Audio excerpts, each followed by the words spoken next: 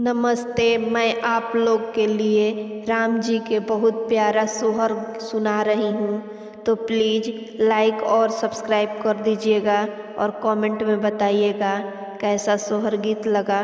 तो चलिए शुरू करते हैं। अवध में राम जी जनम ले अवध अंजोर भइले हो, ए ललना राजा पास खबर जनावत राम जी जनम ले राम जी जनम ले हो, ए ललना राजा पास खबर जनावत राम जी जनम ले राम जी जनम ले हो। राजा जे आइले आंगनवा दुआरिया बीच खाड़ भइले हो। राजा जे आइले आंगनवा दुआरिया बीच खाड़ भइले हो। मोरे धनिया तोहरो जे शुभ गाछवा आंगनवा लाल खेलले हो, ए धनिया तोहरो जे शुभ गाछवा आंगनवा लाल खेलले हो। कौशल्या के जनम ले राम त सुमित्रा के शत्रुघ्न लक्ष्मण हो। मोरे ललना के कई के भरत भुआल आंगनवा लाल खेलले आंगनवा लाल खेलले हो। ललना के कई के भरत भुआल आंगनवा लाल खेलले आंगनवा लाल खेलले हो। के लुटावेला सोना चांदी अवरु में सोना चांदी हो। के लुटावेला सोना चांदी अवरु में सोना चांदी हो। ललना के लुटावेला चुंदरिया तो राम जी जनम ले राम जी जनम ले हो। ललना के लुटावेला चुंदरिया तो राम जी जनम ले राम जी जनम ले हो। राजा लुटावले सोना चांदी अवरु में सोना चांदी हो। राजा लुटावले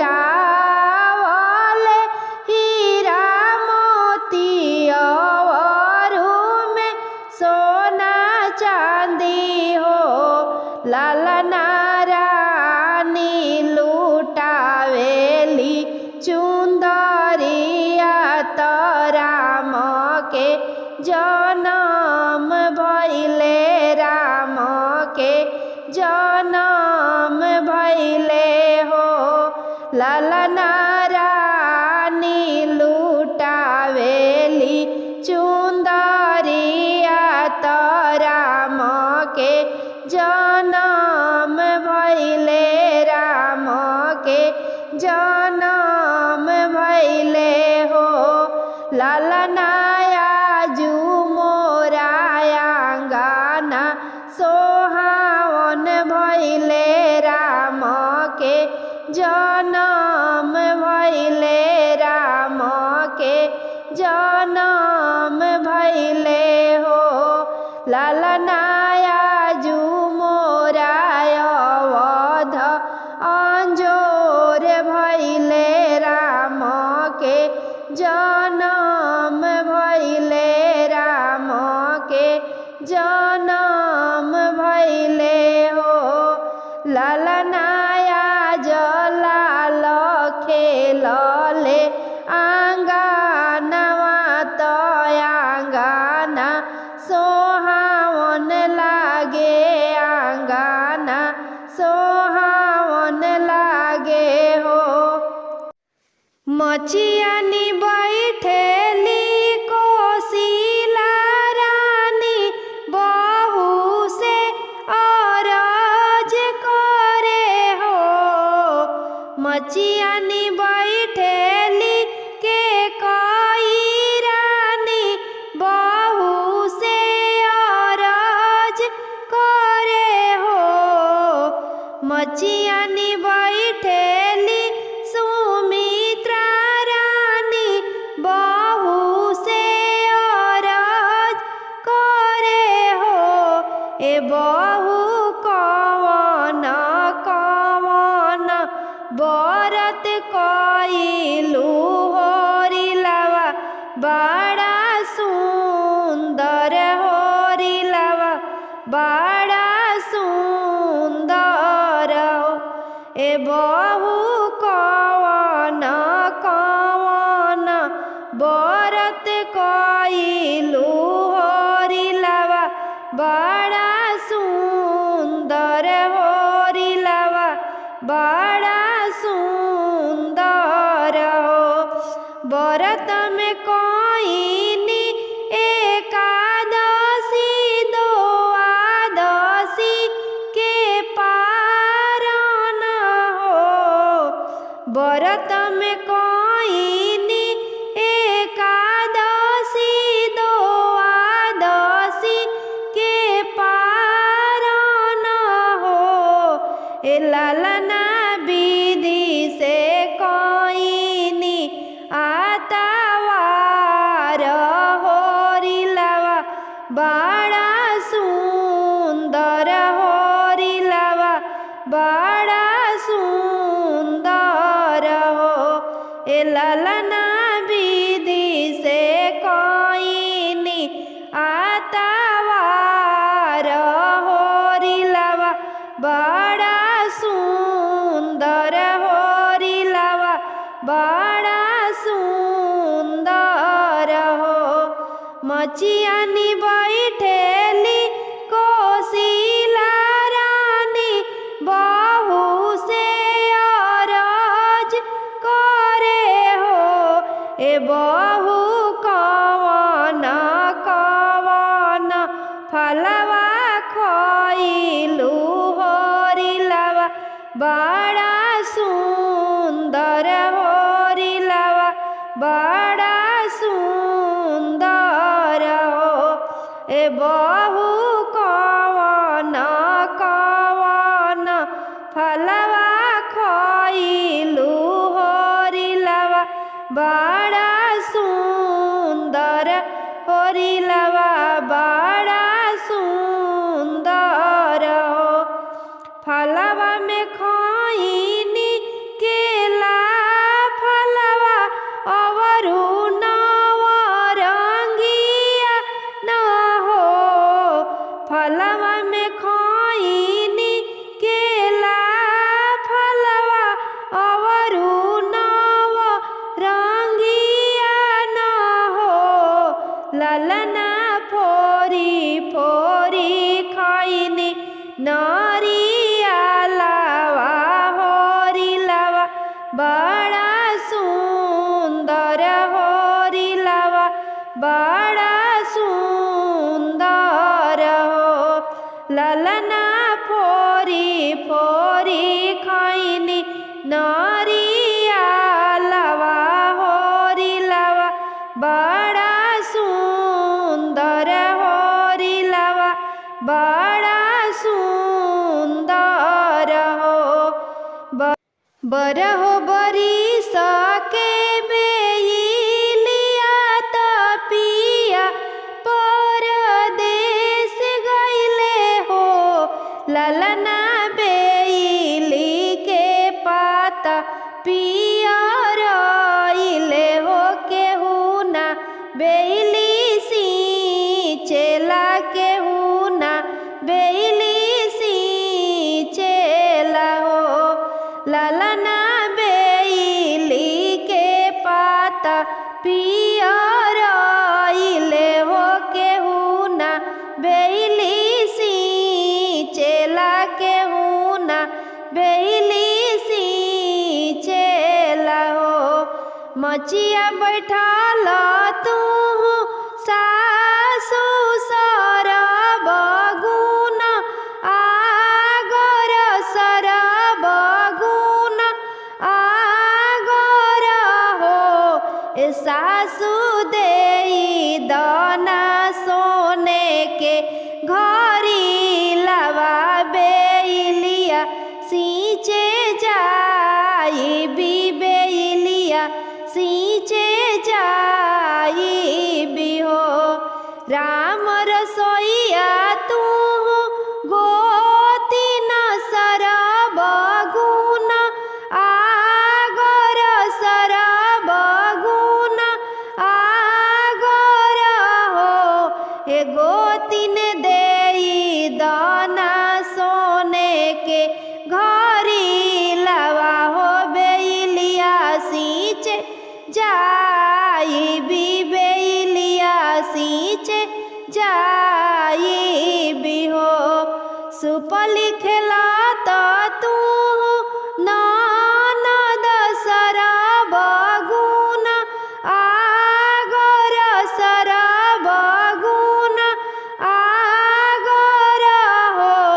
ए ननद देई दाना सोने के घरी लवा हो। बेलिया सींचे जाई भी बेलिया सींचे जाई भी हो। ए ननद देई दाना सोने के घरी लवा हो। बेलिया सींचे जाई भी बेलिया सींचे जाई भी हो। एक घर लसी चली दूसर घरी लाया वरु तीसर घरी ला हो। एक घर लसी चली दूसर घरी लाया वरु तीसर घरी ला हो। ए ललना आई गइले राजा जी के सुधिया हो। बेलिया धई के रोवेली बेलिया धई के रोवेली हो। ए ललना आई गइले राजा जी के सुधिया हो। बेलिया धई के रोवेली बेलिया धई के रोवेली हो।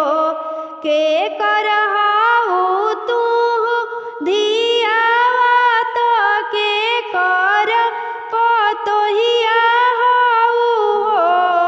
के करहु तू धियावा तो के कर पतोहिया हऊ हो।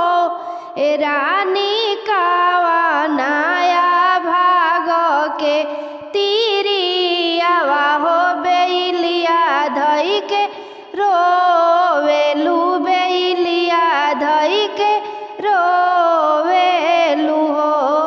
राजा जनक जी के धिया हई दशरथ के पतोहिया हई हो। राजा जनक जी के धिया हई दशरथ के पतोहिया हई हो। ए राजा तीरियावा हो बेलिया धई के रोई ना बेलिया धई के रोई ना हो। ए ललना राम होया भाग के तीरियावा हो बेलिया धई के रोई ना बेलिया धई के रोई ना हो। राम जी चलले कचहरिया तो सीता दुपाटा धैली हो। राम जी चलले कचहरिया तो सीता दुपाटा धैली हो। ए प्रभु जी आज मोरा पहिला नहान घरई रौरा रहबी घरई रौरा रहबी हो। ए प्रभु जी आज मोरा पहिला नहान हो घरई रौरा रहबी घरई रौरा रहबी हो। छोड़ा छोड़ा धनिया दुपाटा छोड़ा अवरु दुपाटा छोड़ा हो। छोड़ा छोड़ा धनिया दुपाटा छोड़ा अवरु दुपाटा छोड़ा हो। ए धनी होता कोच हरिया के बेरत बाबा खिसिया जई है बाबा खिसिया जई है हो। ए धनी होता कचहरिया के बेरत बाबा खिसिया जई है बाबा खिसिया जई है हो। पहिले तये राजा सोना रहला सोना से चांदी भइला हो। पहिले तये राजा सोना रहला सोना से चांदी भइला हो। ए राजा पीटत हो पीटत भइला तांबा त चित से उतर गइल मने नाही भावेल मने नाही भावेल हो। कैलेली सोर हो सिंगार बतीस रंगाय भरन हो। कैलेली सोर हो सिंगार बतीस रंगाय भरन हो। ललना सोई भैली लाली पलंगरिया त राजा उनुकर आचर धैले राजा उनुकर आचर धैले हो। ललना सोई भैली लाली पलंगरिया त राजा उनुकर आचर धैले राजा उनुकर आचर धैले हो। छोड़ा छोड़ा ये राजा आचर छोड़ा अवरु में आचर छोड़ा हो। छोड़ा छोड़ा ये राजा आचर छोड़ा अवरु में आचर छोड़ा हो। ए राजा होता दतुइनिया के बेरत सासु खिसिया जई है सासु खिसिया जई है हो। ए राजा होता दतुइनिया के बेरत सासु खिसिया जई है सासु खिसिया जई है हो।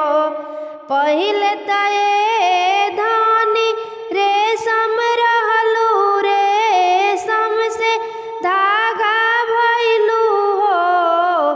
पहिले तये धानी रेशम रहलू रेशम से धागा भइलू हो। ए धानी पूरत हो पूरत भइलू रुइया त चित से उतर गइलू मने नाही भावेलू मने नाही भावेलू हो। ए धनी पूरत हो पूरत भइलू रुइया त चित से उतर गइलू मने नाही भावेलू मने नाही भावेलू हो। सोननी के सिलवटिया के वड़वा ओठंगाई न के वड़वा ओठंगाई न हो। ललना पीसेली सीता देई हरदिया हो हरदिया मुहवा पियर हरदिया मुहवा पियर हो। ललना पीसेली सीता देई हरदिया हो हरदिया मुहवा पियर हरदिया मुहवा पियर हो। फूल लोढ़े गइली ससुर बगिया वरु भसुर बगिया हो। फूल लोढ़े गइली ससुर बगिया वरु भसुर बगिया हो। ललना फूलावा के मातल भावारवा हो अचरवा बेला मावेला अचरवा बेला मावेला हो। ललना फूलावा के मातल भावारवा हो अचरवा बेला मावेला अचरवा बेला मावेला हो। घर में से निकलेला न राम तो हाथ के धनुषिया ले हो। घर में से निकलेला राम तो हाथ के धनुषिया ले हो। ललना एही धनु से मरबो भावारवा हो अचरवा बेला मावेला अचरवा बेला मावेला हो। ललना एही धनु से मरबो भावारवा हो अचरवा बेला मावेला अचरवा बेला मावेला हो। छोड़ी छोड़िए प्रभु जी छोड़ी ना ऐसा सुंदर भंवरवा न हो। छोड़ी छोड़िए प्रभु जी छोड़ी ना ऐसा सुंदर भंवरवा न हो। ए प्रभु जी छोड़ दी सुंदर भंवरवा हो। आचरवा जरिया रो पेला आचरवा जरिया रो पेला हो। ए प्रभु जी छोड़ दी सुंदर हो भंवरवा हो। आचरवा जरिया रो पेला आचरवा जरिया रो पेला हो। जब सीता रहली जनकपुर में आपा ना बाबा के घरे आपा ना बाबा के घरे हो लाला ना खेलत रहली सुपली मौनिया हिलोरत रहली मोती माला हिलोरत रहली मोती माला जब सीता आइली अयोध्या में आपा ना ससुर घरे आपा ना ससुर लाला ना करे के मिल रसोइया रसोइया उनका ना आवे रसोइया उनका ना आवे लाला ना करे के मिल रसोइया रसोइया उनका ना आवे रसोइया उनका ना आवे और जैसे बोलेली कोशिला रानी बहू से अरज करे बहू से अरज करे हो ए बहू तोहरो आयावे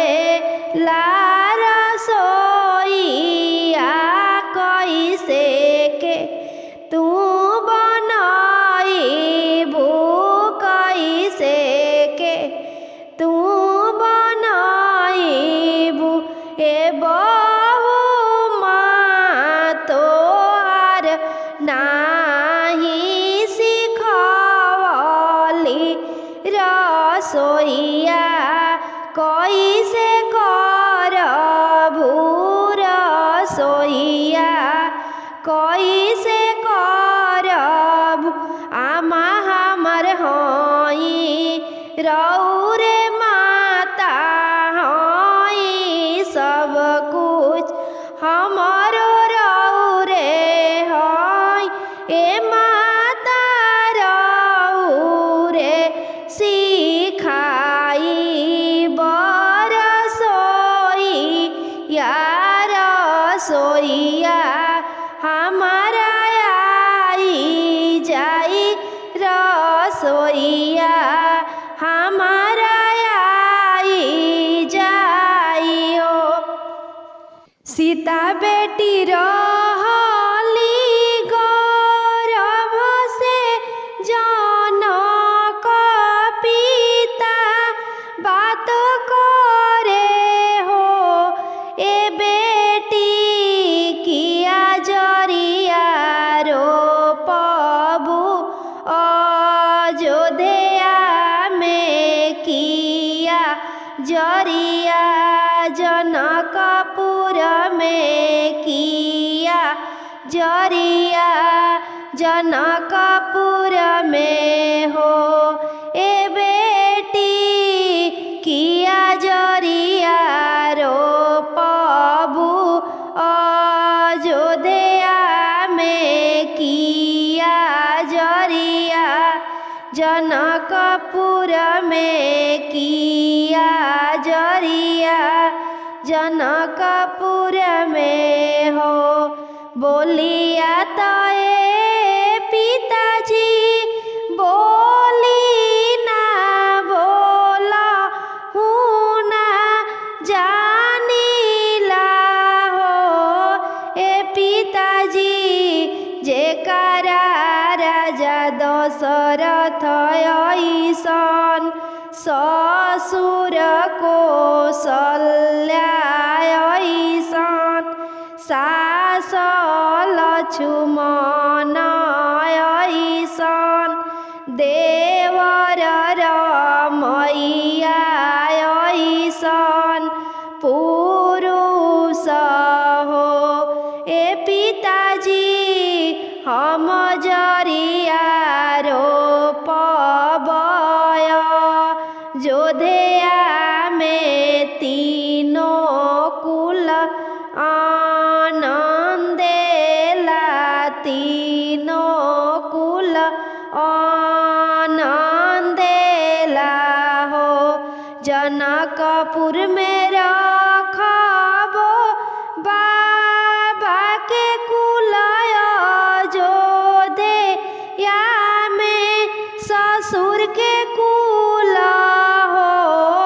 ए लालना रोइनी में रखबो श्री राम कुल तीनों कुल आनंदेला तीनों कुल आनंदेला हो। ए लालना रोइनी में रखबो श्री राम कुल तीनों कुल आनंदेला तीनों कुल आनंदेला हो। चैत के राम नवमी तो राम जगिया ठानले हो। चैत के राम नवमी तो राम जगिया ठानले हो। ललना बिना रे सीता देई के जगिया तो जगना सुफल होई है जगना सुफल होई है हो। ललना बिना रे सीता देई के जगिया तो जगना सुफल होई है जगना सुफल होई है हो। वेद उचारले वशिष्ठ मुनि मने मने सोचले हो। वेद उचारले वशिष्ठ मुनि मने मने सोचले हो। राम सीता के वापस बोलाव तबे हो जग उत्तीर्ण होई है तबे हो जग उत्तीर्ण होई है हो। राम सीता के वापस बोलाव तबे हो जग उत्तीर्ण होई है तबे हो जग उत्तीर्ण होई है हो। अतन बचन राम सुनले सुनहि नाई पावले हो। अतन बचन राम सुनले सुनहि नाई पावले हो। गुरुजी दूसर बताई ना उपैया कैसे के जग सुफल होई है कैसे के जग सुफल होई है हो। गुरुजी दूसर उपैया बतलावहु कैसे के जग सुफल होई है कैसे के जग सुफल होई है हो। आतन बचन गुरुजी सुनले सुनहि नाई पावले हो। लालन बचन गुरुजी सुनले सुनहि नहीं पावले हो। लालन सोना के सीता बनवा आसन पर बैठावहूँ आसन पर बैठावहूँ हो। लालन सोना के सीता बनवावहूँ आसन पर बैठावहूँ आसन पर बैठावहूँ हो। लालन तबे जगऊ तृण होई है तबे हो फल होई है तबे हो फल होई है न हो। लालन तबे जग सुफल होई है तबे हो फल होई है तबे हो फल होई है न हो। कहवा में जनमले राम त कहवा में कृष्ण जी कहवा में कृष्ण जी हो। लालन कहवा में जन्म ले गणेश जी तीनों हो। घरवा सोहर तीनों हो घरवा सोहर हो। लालन कहवा में जन्म ले गणेश जी तीनों हो। घरवा सोहर तीनों हो घरवा सोहर हो। अयोध्या में जनमले राम जी त गोकुला में कृष्ण जी गोकुला में कृष्ण जी हो। लालन पर्वत पर जन्म ले गणेश जी तीनों हो। घरवा सोहर तीनों हो घरवा सोहर हो। लालन पर्वत पर जन्म ले गणेश जी तीनों हो। घरवा सोहर तीनों हो घरवा सोहर हो। के कर जनमले राम जी त के कर कृष्ण जी के कर कृष्ण जी हो। लालन के कर जन्म ले गणेश जी तीनों हो। घरवा सोहर तीनों हो घरवा सोहर हो।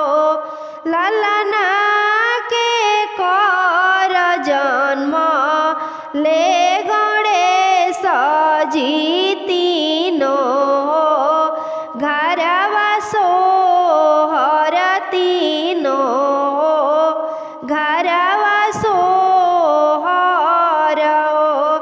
कौशल्या के जनमले राम जी त देवकी के कृष्ण जी देवकी के कृष्ण जी हो। लालन पार्वती के जन्म ले गणेश जी तीनों हो। घरवा सो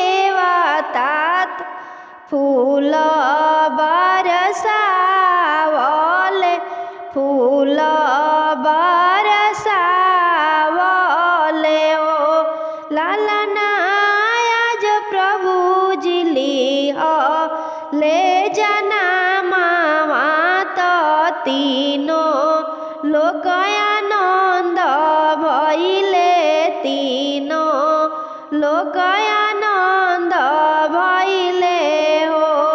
ललना आज प्रभु जी लिह ले जना मात, तीनों लोक आनंद भइले, तीनों लोक आनंद भइले हो। अयोध्या के गलिया में सुना लागे कहो बोल कभी ना हो। अयोध्या के गलिया में सुना लागे कहो बोल कभी ना हो।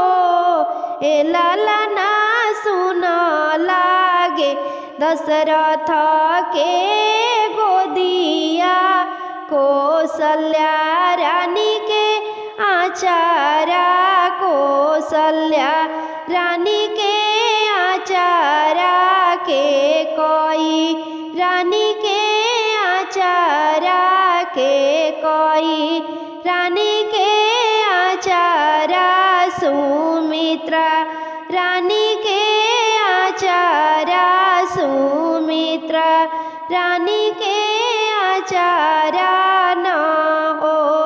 आंगन में बैठले राजा दशरथ मने मने सोचले हो। आंगन में बैठले राजा दशरथ मने मने सोचले हो। ललना सुन लागे हमारो आंगनवा तो एक हो बोल कभी ना, एक हो बोल कभी ना हो। ललना सुन लागे हमारो आंगनवा तो एक हो बोल कभी ना, एक हो बोल कभी ना हो। ओही जैसे राजा चली भइले तो गुरुजी आगा खड़ा भइले हो। ओही जैसे राजा चली भइले तो गुरुजी आगा खड़ा भइले हो। ए गुरुजी हम के उपैया बतलावहु आंगनवा हमरो सुन लागे, आंगनवा हमरो सुन लागे हो। ए गुरुजी हम के उपैया बतलावहु आंगनवा हमरो सुन लागे, आंगनवा हमरो सुन लागे हो। ए गुरुजी हम के उपैया बतलावहु आंगनवा हमरो सुन लागे, आंगनवा हमरो सुन लागे हो। झोली में से कढ़नी गुरुजी फलावा तो राजा हाथे दिहले हो। झोली में से कढ़नी गुरुजी फलावा तो राजा हाथे दिहले हो। ललना रानी के जाई के खिलावहु तबे तो खुशिया मिली, तबे तो खुशिया मिली हो। ए ललना जाई खिलावहु कौशल्या रानी अवरु के कैया रानी अवरु सुमित्रा रानी हो लालना जामी गईले बाबू नंदलाल महलिया उठे सोहर महलिया उठे सोहर हो ए लालना बाजे लागल अवध बाधा